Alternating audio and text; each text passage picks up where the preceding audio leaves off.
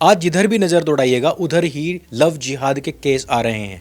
उत्तर प्रदेश के अंदर इतना सख्त शासन है, लेकिन फिर भी उत्तर प्रदेश से एक से बढ़कर एक लव जिहाद के केस हमारे सामने हैं। लखनऊ से जहां कैफे की आड़ में जिस्म फरोशी का धंधा चल रहा था, लड़कियों को लव जिहाद में फंसाकर देह व्यापार में डाला जाता था, ब्लैकमेल किया जाता था और इस सबके पीछे था एक शख्स जिसका नाम है कमरू जमाल। मिर्जापुर से धर्मांतरण केस में बड़ा खुलासा हुआ है, जिसमें हिंदू महिलाओं को बुर्का पहनाकर फोटो खींची जाती थी और इसमें फैजल समेत कई लोग शामिल हैं। हाथ में कलावा, हिंदू लड़कियों से छलावा।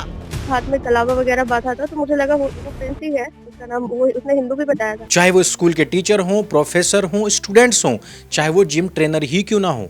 आप मिर्जापुर से आई इस खबर को देखिए, जहां 4 जिम को इसलिए सील किया गया है, सील करना पड़ा क्योंकि वहां कुछ जिम ट्रेनर्स गैर मुस्लिम लड़कियों से दोस्ती करते थे और दोस्ती करने के बाद उन्हें इस्लाम धर्म अपनाने के लिए मजबूर कर रहे थे। और इस मामले में पुलिस ने कुल 4 आरोपियों को गिरफ्तार किया, जिनमें आरोपी मोहम्मद फरीद को पुलिस ने मुठभेड़ के बाद हिरासत में लिया। किसी के मोबाइल में 50 लड़कियों के वीडियोस हैं, तो किसी ने 300 लड़कियां हिंदू नाम रख करके पटा ली हैं। सबसे पहले बात तो यह है कि एसटीएफ की टीम को डॉक्टर रमीज नाइक जो ये है, जिसकी तस्वीर हम आपको दिखा रहे हैं, जब लैपटॉप की जांच हुई तो डॉक्टर रमीज नाइक के लैपटॉप में एक ऐसा फोल्डर था जिसमें 40 हिंदू महिलाओं का पूरा डेटा मौजूद था। और जांच आगे बढ़ी। जांच टीम को शक है कि इन सभी महिलाओं को अलग अलग डॉक्टर लव जिहाद का शिकार बना रहे थे। अजफरुल हक प्रिंस बनकर लड़कियों को अपने जाल में फंसाता था और अब तक लगभग उसने 100 से ज्यादा हिंदू लड़कियों को अपना शिकार बनाया। वह एक पीड़िता की माने तो ये आंकड़ा 300 के पार भी जा सकता है। ऊपर से मौलाना लोग क्या कह रहे हैं कि हिंदू लड़कियां एक्चुअली पैसे के लालच में आती हैं। वो आजकल जो सौसेबाजी चल रही है उसके लालच में आती हैं। जब वो सारी चीज़ें पूरी नहीं हो पाती तो फिर मुसलमानों के ऊपर लव जिहाद का केस बना देती हैं। लड़कियां मैं मानता हूं कि 80 से 90% तक गोल्ड डिगर होती हैं। उनको पैसा चाहिए होता है। जब तक पैसा मिलता है, मोहब्बत नाम से चलती है वो चीज़। जब पैसा मिलना बंद हो जाता है तो फिर वही चीज़ या तो बला जाता है या लव जिहाद हो जाता है। देखो भाई, तुम इस बात को मानो या ना मानो, इतना तो है कि लड़कियां जिस पढ़ाई को पढ़ रही हैं स्कूल कॉलेज में जाकर के, वो पढ़ाई उनको वैल्यूज नहीं सिखा रही है, संस्कृति नहीं सिखा रही है, व्यवहार क्या होना चाहिए वो नहीं सिखा रही है, नैतिक शिक्षा नहीं दे रही है, घरेलू पारिवारिक संबंध किस प्रकार से निभाने चाहिए वो भी नहीं सिखा रही है। ये शिक्षा केवल और केवल उनको मोह माया और किस प्रकार से रिची रिच बनना है, सिर्फ वो सिखा रही है। और वो रिची रिच भी खुद बाहर निकल करके मेहनत कश बन करके पैसा कमाने के बाद में नहीं, बल्कि किसी मेहनत कश या पैसे वाले को फंसा करके उसकी जो प्रॉपर्टी है, उसका जो पैसा है, वो खुद के नाम करवाना कुछ ज्यादा ही पढ़ाया जा रहा है। ये सब रियलिटीज हैं, कोई भी व्यक्ति क्यों ना हो। हिंदू लड़के हैं, मैं कह रहा हूं कि ऐसे ऐसे लड़के जिनकी लाइफ में आज तक एक लड़की तलक नहीं आई भाई।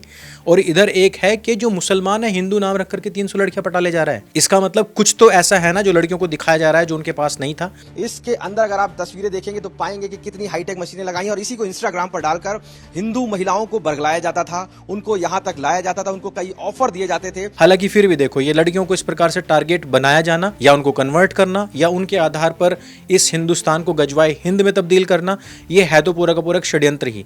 और इसके ऊपर हमेशा आवाज उठती रहनी चाहिए। लेकिन मैं कभी नहीं कहता हूं कि गलती सारी सारी केवल मुस्लिम लड़कों की है। उनसे ज्यादा गलती उन लड़कियों की है जो आज की तारीख में अपनी वैल्यूज, अपनी संस्कृति, अपने संस्कार भूल चुकी हैं। और लव जिहाद के बारे में सरकार ही नहीं बल्कि कोर्ट भी कई बार इस बात को एक्सेप्ट कर चुका है कि हाँ, भारत की डेमोग्राफी चेंज करने के लिए लव जिहाद जैसे षड्यंत्र भारत में चल रहे हैं और ये एक बहुत सीरियस प्रॉब्लम है। इसको लेकर के ही पहले केरला स्टोरी आई थी फिल्म, जिसमें लव जिहाद के बारे में बताया गया था। हमारी फिल्म तो अभी भी अटकी ही हुई है। हालांकि जो फिल्म हमने बनाई थी वो कश्मीर फाइल से भी पहले बनाई थी, लेकिन वो अभी तक भी अटकी पड़ी है, वो अभी भी पटल पर नहीं आ पा रही है।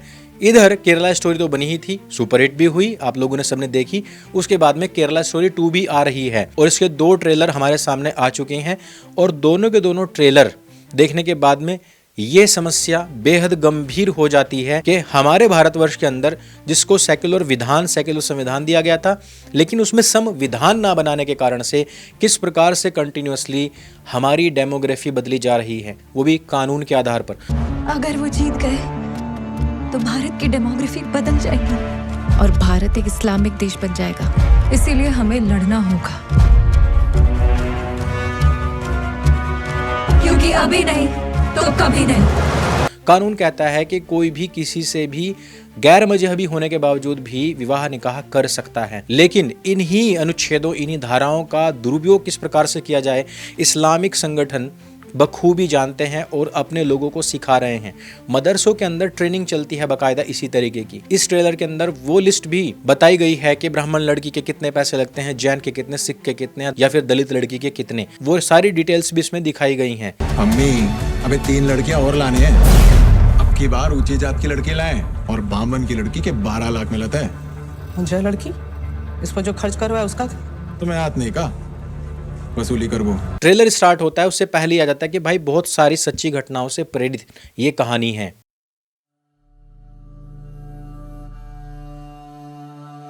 इंशाअल्लाह अगले 25 साल में पूरा भारत एक इस्लामिक स्टेट होगा और पूरे भारत में शरिया लागू होगा। मुझे लग रहा है कि ट्रेलर तो आ गया, लेकिन लिब्रांडो की भी और ज्यादा सूझने वाली है, क्योंकि पिछले वाली जब फिल्म आई थी तो उसमें कई हजार लड़कियों के मतांतरण का केवल केरल में ही एविडेंस दे करके बात की शुरुआत की गई थी, जिसके बाद में ध्रुव चाटी तो पूरी तरीके से बौखला ही गया था कि सारे के सारे जितने भी फैक्ट है सारे के सारे झूठे हैं। औरत कोई भेड़ बकरी है क्या? एक औरत का खुद का कोई दिमाग नहीं होता? कोई भी आकर कुछ भी कहेगा, औरत भेड़ बकरियों की तरह इधर उधर चलती चली जाएंगी। इवन जो सच्चे थे उनको स्वीकारने के बावजूद भी ध्रुव चाटी उस गलती को मान नहीं रहा था।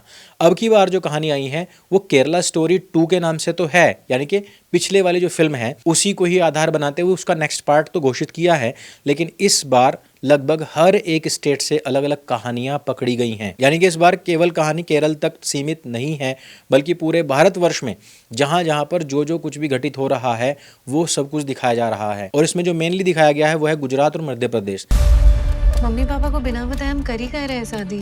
अगर तुम्हें नहीं करनी शादी तो रुक जाते हैं, और अगर हम पे भरोसा है तो कर लेते हैं। क्या आपको मोहम्मद फैजान से निकाह कबूल है? कबूल है। सुभान अल्लाह। ये ब्याह इलीगल है, पॉक्सो केस है ये। 16 साल रही है वो। इन पेपर्स के हिसाब से आपकी छोरी 18 साल की है। सारी जिंदगी बर्बाद कर देगा, बात नहीं समझते ब्याह। आप नहीं समझ हो पापा, मारो रशीदा सो नहीं है। ये बहुत शर्मनाक बात है दोस्तों कि गुजरात और मध्य प्रदेश ऐसे स्टेट हैं जहां पर 15-20 साल से भारतीय जनता पार्टी की सरकारें हैं, और ये दोनों स्टेट ऐसे हैं जहां पर लव जिहाद इस समय पर बड़े चरम पर है और सरकारों की आंखों में बिल्कुल भी शर्म नहीं है। इंदौर हो, उज्जैन हो या फिर गुजरात का कोई बड़ा जिला, यहाँ हर जगह पर स्कूल के नाम पर, कोचिंग के नाम पर, जिम के नाम पर लव जिहाद, और 1-2 नहीं भाई, सैकड़ों की तादाद में होता है। जैसे कभी के समय 250-300 लड़कियों को सोफिया गर्ल्स कॉलेज अजमेर में फंसा लिया गया था, वैसे कुछ केसेस तो इंदौर उज्जैन से आ चुके हैं हमारे सामने। देखो, इस फिल्म से काफी उम्मीदें तो हैं, लेकिन इसका पिक्चराइजेशन, इसका स्टोरी टेलिंग और इसका स्क्रीन प्ले मुझे थोड़ा सा ढीला लग रहा है। जब विपुल शाह इसके प्रोड्यूसर हैं और पिछली फिल्म से वो 300-400 करोड़ रुपए कमा चुके थे, तो उम्मीद ये थी कि केरला स्टोरी 2 जो बनेगी वो एक ग्रैंड लेवल पर बनेगी, उसमें चीजें और अच्छे तरीके से प्रदर्शित की जाएंगी। लेकिन ट्रेलर को देख करके मैं थोड़ा सा नाखुश हूं। ना तो इसमें कोई बड़ा नाम है और ना ही अभी तक के ट्रेलर से कुछ ऐसा पता लगा कि जो पिछली फिल्म में अदा शर्मा जान बचा करके बाहर आई थी, अब वो इससे किस प्रकार से कनेक्ट करेगी या लड़कियों को बचाने के लिए वो किस प्रकार से आगे आएगी। अगर वो वाला कनेक्शन इस फिल्म में दिखाया गया तो ये बहुत ही अच्छा होगा। और जिस प्रकार से ट्रेलर मुझे थोड़े से फीके लग रहे हैं, पिक्चर उतनी फीकी नहीं होनी चाहिए, बल्कि केरला स्टोरी फर्स्ट से थोड़ी और बेहतर ही होनी चाहिए। इस फिल्म को लेकर के आपके क्या रुझान है, आपके क्या विचार हैं, हमें नीचे कमेंट करके अवश्य बताइएगा। और ये जो लगातार बढ़ रहे केसेस हैं, इनमें क्या केवल और केवल मुसलमानों की गलती है या फिर आप लोगों की परवरिशों की भी गलती है, ये भी हमें नीचे अवश्य बताइएगा। जनता दरबार आपका अपना YouTube चैनल है, इसको स्वयं भी सब्सक्राइब करें, अपने मित्रों से भी करवाएं। मेरे संग बोले सत्य सनातन वैदिक धर्म की जय। जय हिंद, वंदे मातरम।